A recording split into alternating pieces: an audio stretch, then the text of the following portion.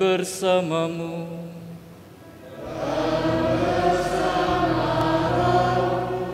Inilah Injil suci menurut Lukas.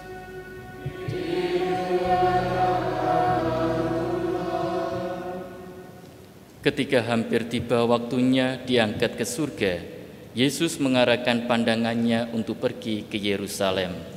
Ia mengirim beberapa utusan mendahului dia. Mereka itu pergi lalu masuk ke suatu desa orang Samaria untuk mempersiapkan segala sesuatu baginya. Tetapi orang-orang Samaria itu tidak mau menerima dia karena perjalanannya menuju Yerusalem.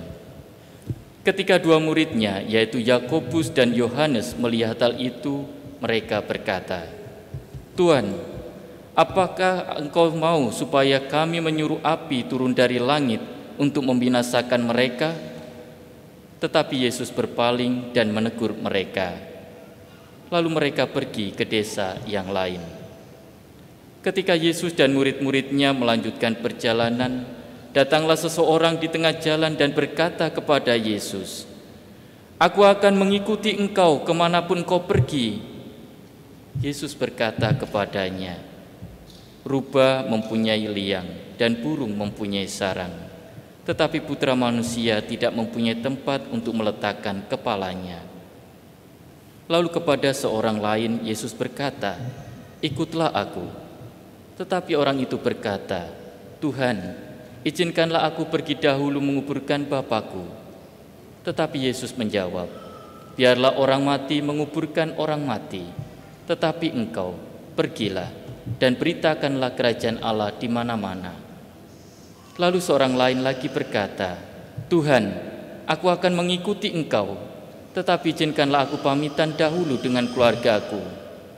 Tetapi Yesus berkata kepadanya, "Setiap orang yang siap untuk membajak tetapi menoleh ke belakang tidak layak untuk kerajaan Allah." Demikianlah sabda Tuhan.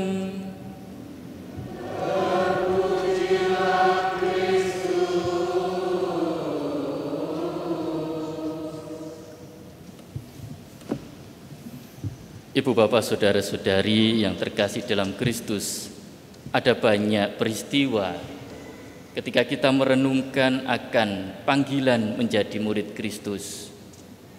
Dalam bacaan pertama kita mendengarkan tadi, ketika Elisa dipanggil oleh Nabi Elia untuk mengikutinya.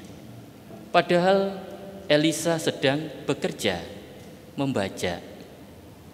Tanpa pikir panjang, Elisa pun ikut Elia, meninggalkan semua. Ia izin ke orang tuanya dan mengikuti Elia. Peristiwa ini mengingatkan sebuah panggilan.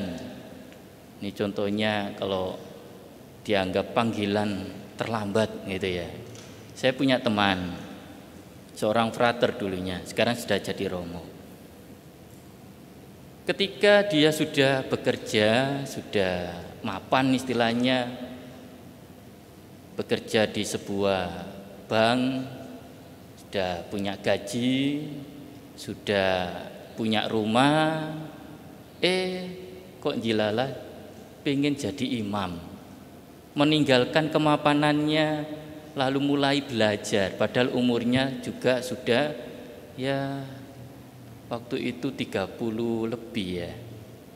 Harus belajar lagi dengan mereka yang muda, bangun pagi, lalu harus ujian-ujian seperti layaknya kalau kuliah seperti itu. Tertatih-tatih, tetapi bagi teman saya ini sudah tekadnya untuk ingin jadi imam, mengikuti Yesus secara total. Kadang kami yang muda-muda itu bercanda ya, sering gudoni gitu ya. Apa sih mbok goleki? Padahal kamu sudah mapan, sudah punya segalanya.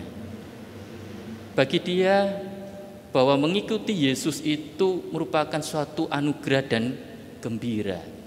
Maka apapun yang harus dilewati dalam proses pembinaan itu dia lakukan dengan penuh kegembiraan. Ya meskipun jatuh bangun, remedi dan sebagainya, tidak masalah. Yang penting tadi, bahwa tekadku bulat untuk mengikuti Yesus lewat menjadi seorang romo. Bapak Ibu saudara-saudari yang terkasih, panggilan mengikuti Tuhan itu punya konsekuensi yang besar. Dalam bacaan Injil, Yesus mau pergi ke Yerusalem. Artinya apa? Artinya bahwa nanti di Yerusalem Yesus banyak menanggung penderitaan. Nanti mati di kayu salib.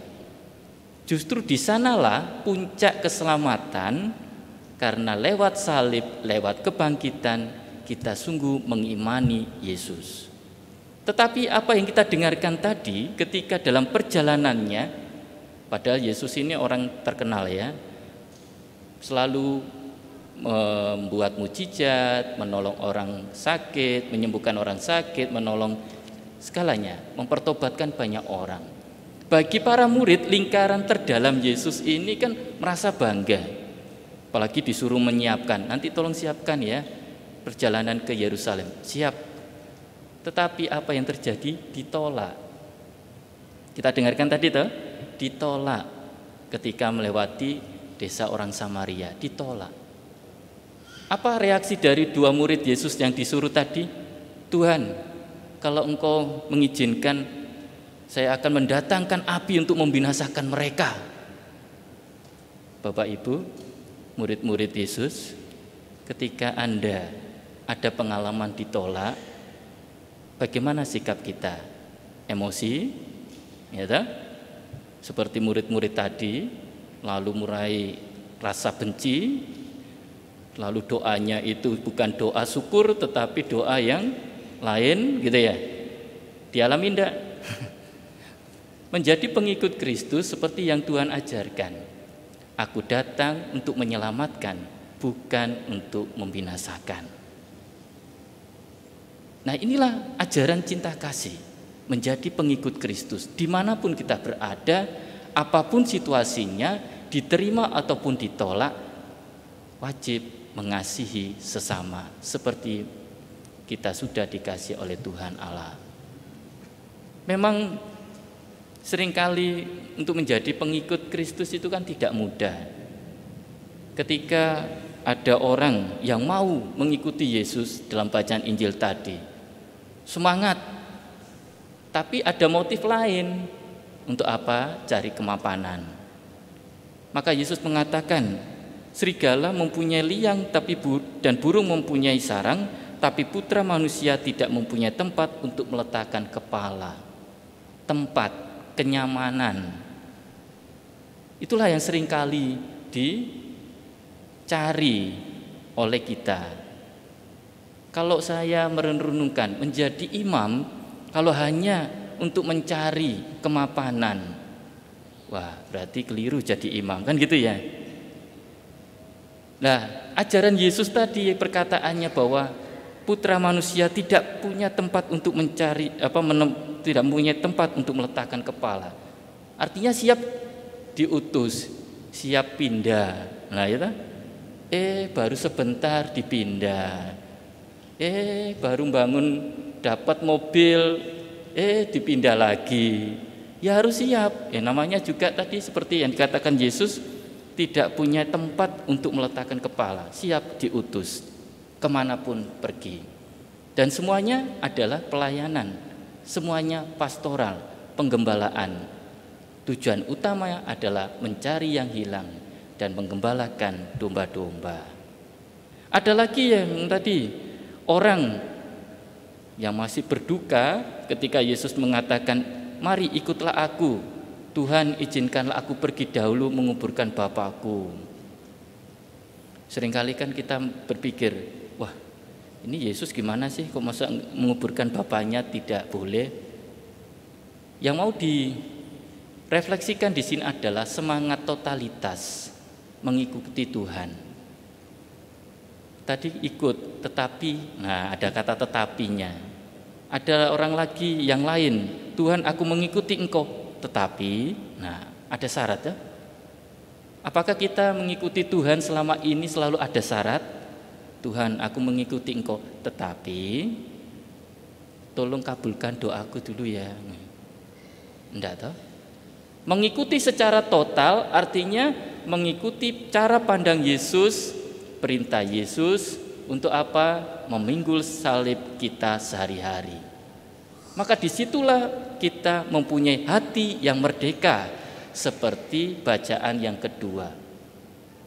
Merdeka artinya lepas bebas dari kelekatan-kelekatan duniawi yang membelenggu kita, yang sering membuat kita khawatir.